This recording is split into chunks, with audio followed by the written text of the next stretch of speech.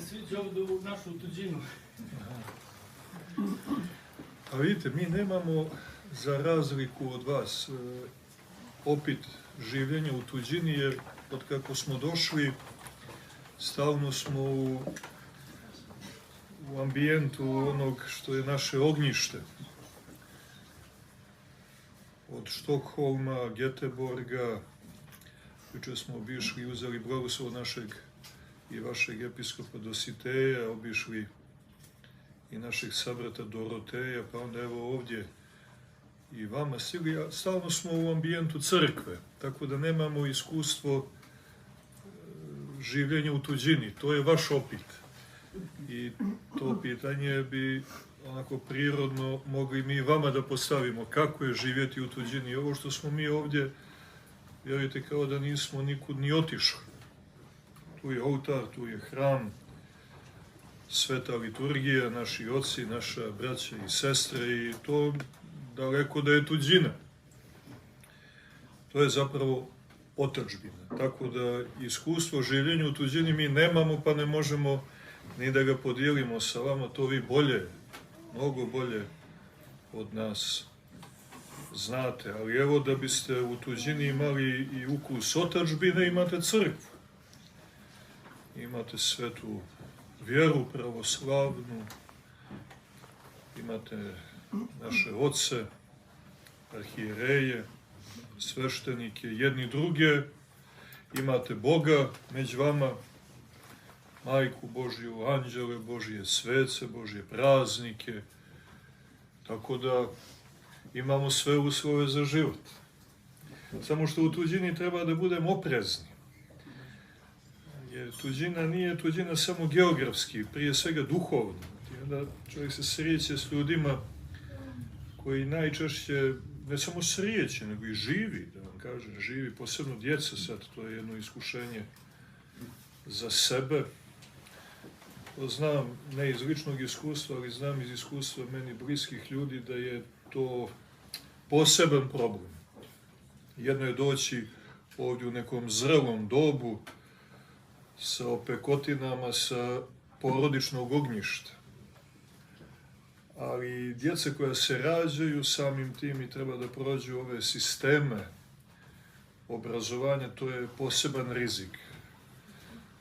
Znam iz mog iskustva da neki to nisu mogli sebi da dopuste, iako su dobar dio života uložili ovdje, mnogo toga žrtvovali da bi bili i živjeli ovdje, ali kad je došlo vrijeme, pa brak, pa djeca,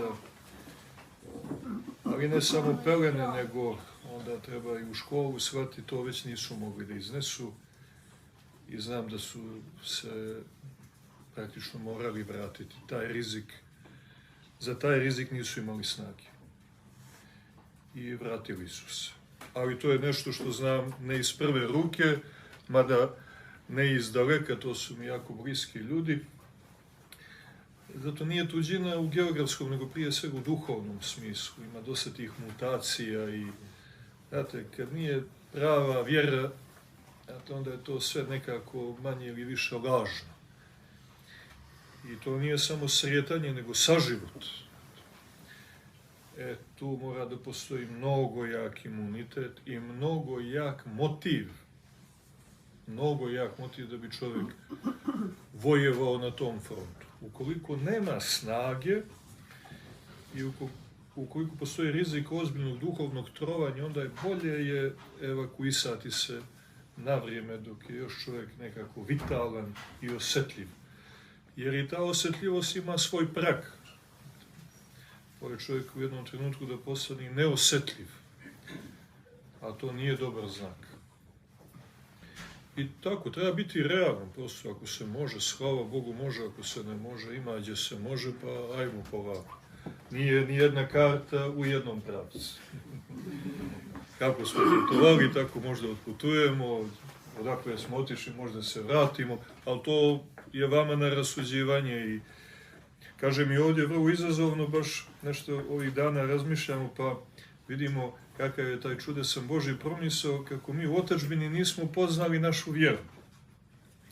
Mnogi je nisu poznali u otadžbini. Baš u Štokholmu sretali smo neke mlade ljude I oni su došli potpuno dezorijentisani ovdje, onako, kako bi rekli, trbuhom za kruhom. Kao da tamo leba nije bilo. Mislim, onog nebeskog. Međutim, kako su došli ovdje se u duhovnom smislu uvijek posti na vodi, što bi rekli. Ako govorimo o duhovnoj hrani, to je baš ozbiljan post, a čovjek kad se dobro isposti, onda mu postane trezven, osjetljiv. I u toj ispošćenoj osjetljivosti oni su prepoznali potrebu za nečim dubljim. I našli to, slava Bogu, u crkvi. Svi mi, vi to dobro znate, tražimo susret sa našom majkom crkvom. Ovdje nema ni majke, najčešće ni oca, ni brata, ni sestre, ni prijatelja, ni kuma. I onda imamo potrebu za nekim ko nam je blizak. Ko je to ako ne crkva? A pošto tu bliskost nismo ostvarili tamo, onda je ovdje silom prilika ostvarujemo. I tu se onda dešavaju neke tajne, neka Božja tkanje i čudesa. I recimo vidimo kod tih mladih ljudi da su ozbiljno progledali duhovnim okom. I sad žive jednu vrlo ozbiljnu duhovnost, vrlo crkvenu, vrlo liturgijsku. I to onda nekako opravdava to njihovo življenje ovdje ili tamo. U svakom slučaju van otadžbine. A i ovdje otadžbina jer je otac tu, jer je crkva tu, jer je majka tu. I to je jako bitno i vidim da mnogi nađoše svoju vjeru u tuđini. To onda opravdava naše življenje na ovim prostorima. Sad dalje, da li će se ostati ovdje ili ne, mi svakako ovdje nemamo postojana grada. Bolje je živjeti recimo u Oslu nego u Novom Sadu.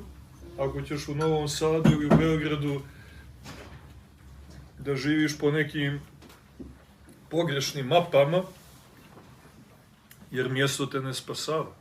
Zalud i hram Svetoga Save, zalud svi oni hramovi, zalud Fruška Gora, zalud sve svetinje, kojih vi to dobro znate, kod nas imamo gotovo na svakom metru,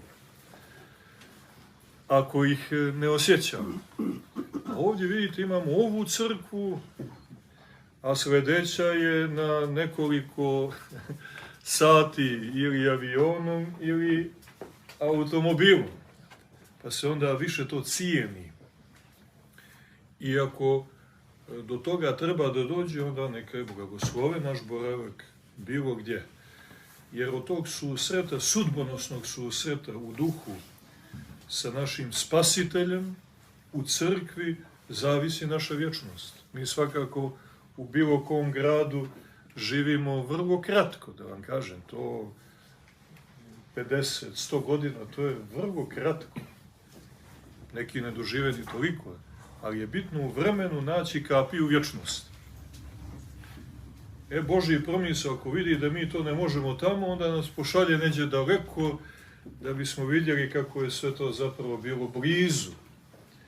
Ali obično, kako kaže vladika Nikolaj, previše te ima, kaže, Gospode, pa te nekako ne cijenimo dolje, što je i reče naš otac Aleksandar. Dolje gdje god se okreneš, evo ti crkve, sveštenici, zvona te bude. I ti misliš, ma to se podrazumijeva, to imaš gdje god hoćeš. A tražimo nešto, znate, rijetko, polarne medvede, kako kaže vladika Nikolaj. A ovdje te previše ima. A vidite i sami ovdje nije baš tako. Znate, kako je ovdje pravoslavlje rijetko, katakombno, evo, vjerujte, baš s bratijom dijelim onako klasična katakomba. Znate, mora da se probiješ, da bi došao hrabar, da budeš, da bi opstao i ostao. Jer čim izađemo vani, nema toga. Nema ga ni u tragovima. Zato treba biti jako trezan, oprezan. Čuli smo svetog Jovana Bogoslova, ti duhovi obmane. Znate, to su duhovi koji imaju dejstvo. I onda treba živjeti oprezno. Veoma oprezno, odgovorno, ozbiljno. Jer crkva ovdje, da vam kažem, to iskustvo imamo, možemo da podijelimo. Prisustvo crkve na ovim prostorima je smrtno ozbiljno. Kad je ovdje, to je smrtno ozbiljna situacija, da vam kažem.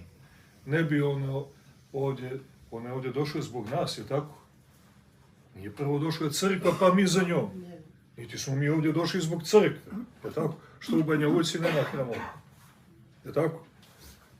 U Šumadiji nema nijedne crkve, pa ima u Norvešku, tamo ima liturgije, je tako? Nismo mi ovdje došli zbog crkve. Ako hoćete, nismo je ni pitali, iskreno. Majku rijetko ko da je pitao, nego odemo kao bludni sinovi, sad smo u nedelji bludnog sina. Daj ti meni, krsti me i odo dalje. Pa dobro, kaže, ako hoćeš ti idi. I onda dođe glad, znate, tuđina, glad, prije svega duhovna.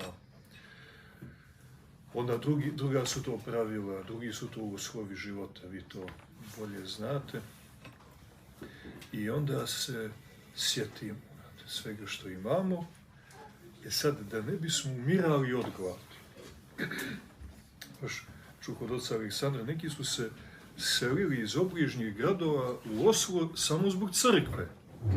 Jer kad dođe ura, iako tamo možda postoje bolji uslovi života, u smislu neke zarade, ali nema crkve. A što će mi život bez crkve? Bog ti pomogu, razumiješ? Čemu onda to? Kao u onom filmu, kad pitaju gdje vodi ovaj put, pa kaže tamo i tamo, a ne vodi do crkve. Pa kaže ne, pa čemu služi put koji ne vodi do crkve? Gdje on vodi? Dakle, da ne bismo umirali od gladi, kad shvatimo da smo previše otišli daleko, zato je crkva ovdje. Ona je došla za nama. I tu zaista treba prije svega izraziti veliku blagodarnost Bogu, koji je nadahnjivao te ljude koji su osnivali ove naše parohije, ove hramove. Vi bolje znate njihova imena i njihove trudove, ali to su stvarno heroji, to su kosovski vitezovi. Govorimo o kompletnom rasijanju. I Amerika, Australija, Kanada, Evropa, da ne nabrajamo gdje sve naš narod živi, nošen i prilikom i neprilikom, ali crkva ga niđe ostavljala nije. Ako je nema tamo, onda tamo našega naroda nema. Zato njeno prisustvo ovdje doživljavajte smrtno ozbiljno. Jer tu je zato što je situacija smrtno ozbiljna. Vi ovdje provodite život godine, decenije, a u vremenu se vječno zadobija. I život provesti u vremenu, a ne zadobiti vječnost, to je promašaj. Potpuni promašaj. A ne možete vječnost zadobiti ako nema crkve da vam je da. Zato treba ovu mogućnost koju ovaj hram nudi, maksimalno poštovati, da vam kažem. Zamislite samo, vi to sad već možete i sami da procijenite. Zamislite život u ovom gradu bez ovog hrama. To je takav jauk, takav jedan metafizički krik koji ne može da se glasom artikuliše. Jer više pripada vječnosti. Glas ne može da ga iznese. A da do toga ne bi došlo, evo imamo hram da ne bismo vrištali od muke, nego da bismo pjevali liturgijske pjesme, kao što smo ih jutros i pjevali.